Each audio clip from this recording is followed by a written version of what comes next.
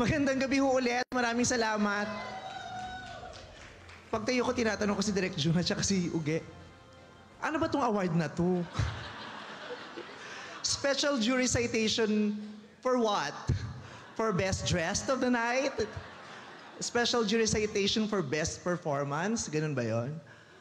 Okay. So, salamat po.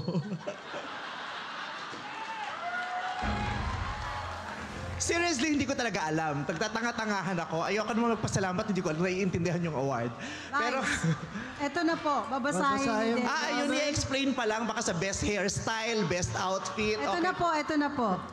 The jury of the 50th MMFF awards a special citation to a performer who has broken the ground and gone out of the familiar and comfort zone to prove his growth as an artist and tackle issues relevant to the contemporary society. The MMFF jury honors Vice Ganda for his achievement in this year's festival.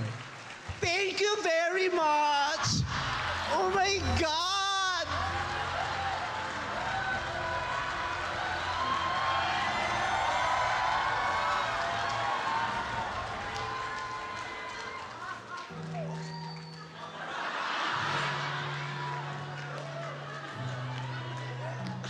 I have long been waiting for this. At last, finally, I am seen. Hindi joke yun. Hindi. Maraming salamat po sa pagkilala na yun. Thank you very much. Yeah, thank you so much. Tonight, I am seen. With this movie, with this project, I am finally seen. I have been participating at the Metro Manila Film Festival for years. This is the first time na meron akong award.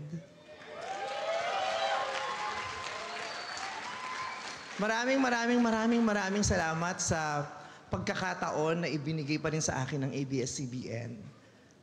Sa mga panahon na hirap na yung kumpanyang kinabibilangan ko, pinipilit pa rin nilang gumawa ng magagandang proyekto, magagandang mga contents. At nagpapasalamat ako dahil sa mga pagkakataon na hindi na nila kayang gumawa ng maraming proyekto, maraming pelikula, maraming contents.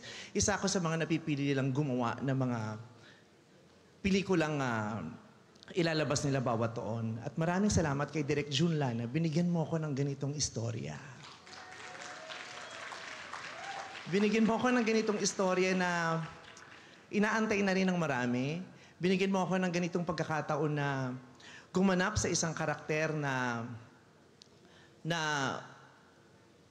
hindi lang magpapatawa, isang karakter na hindi lamang mang-aaliw sa mga manonood, kundi tutusok sa mga puso at kaluluwa ng makakakita nito.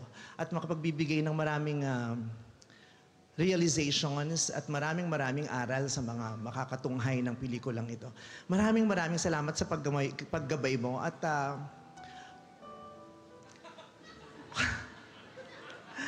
my God, hahabaan ko na kasi baka itong award na ito, ibig sabihin hindi ako magbe-best actor.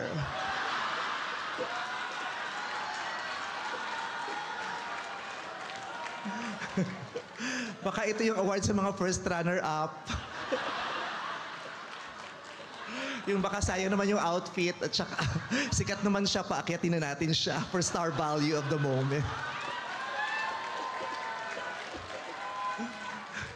Pero special jury citation, maraming salamat sa pagkilala at sinishare ko to sa mga kapwa ko artista sa pelikulang to.